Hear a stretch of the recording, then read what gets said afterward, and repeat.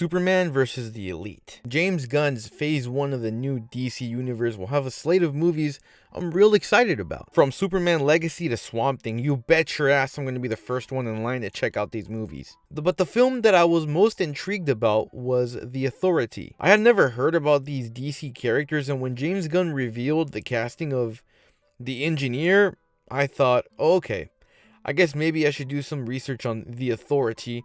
And when I mean research, I mean a quick Google search and a list of comics I will eventually get to reading. And what I found was that one of the eventual members of the superhero team called The Authority is Manchester Black, who is also a leader of another superhero team called The Elite. And there's an animated DC film called Superman vs. the Elite. So I decided, you know what, let me check out this movie in anticipation, kind of to prepare myself, give me a little appetizer for the Superman Legacy film, which comes out, I think, next year. The movie starts out with an altruistic Superman living in a politically divided and violent world. Superman is a hero who believes in the good inside of people, and he tries to inspire that. Enter the Elite, a team of super anti-heroes who aren't afraid to kill for the greater good. They're led by Manchester Black, and no, not Manchester Red, Manchester Black, a metahuman trained by the British government. Where Superman is altruistic, self-righteous, and a pretty boy, Manchester Black is chaotic,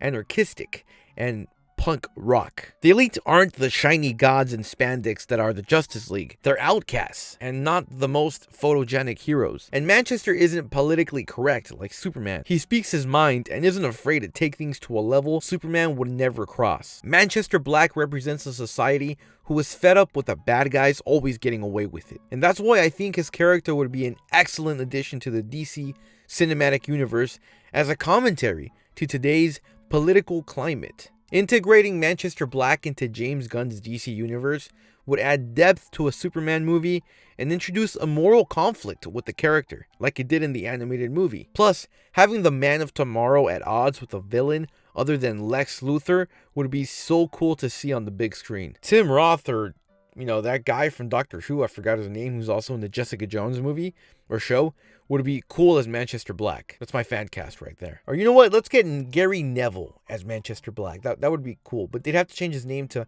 Manchester Red. The animation of this movie is more Justice League Unlimited, rather than the more mature, gritty, and detailed drawings of the DC AMU continuity. I kinda missed that animation style of the earlier animated shows and movies, so it was refreshing to see this movie. Superman vs. the Elite is based on the comic titled What's So Funny About Truth, Justice, and the American Way? And it's written by Joe Kelly. I've never read the comic, but Kelly also wrote the script for Superman vs. the Elite, so I'm sure he was able to compact the theme and point of the story into an hour-long movie. George Newborn, who voices Superman in Superman the Animated Series and the Cartoon Network Justice League shows, also makes a comeback in this movie. So it was nice to hear the voice of the Superman I grew up watching. Also, this was my first introduction to the Superman robots.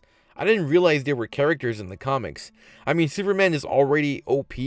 Why give him an army of robots? Goes to show how much I really need to get back into comics. All in all, I really enjoyed this movie, and I recommend this movie for any Superman or DC fan. I feel like it's going to be kind of an inspiration for the Superman Legacy movie, or some characters that are going to come out in the DC universe pretty soon. I don't know. If you enjoyed this video, consider liking and subscribing. I'll be posting more videos like this one. My name is Clark Kent, and gotta go.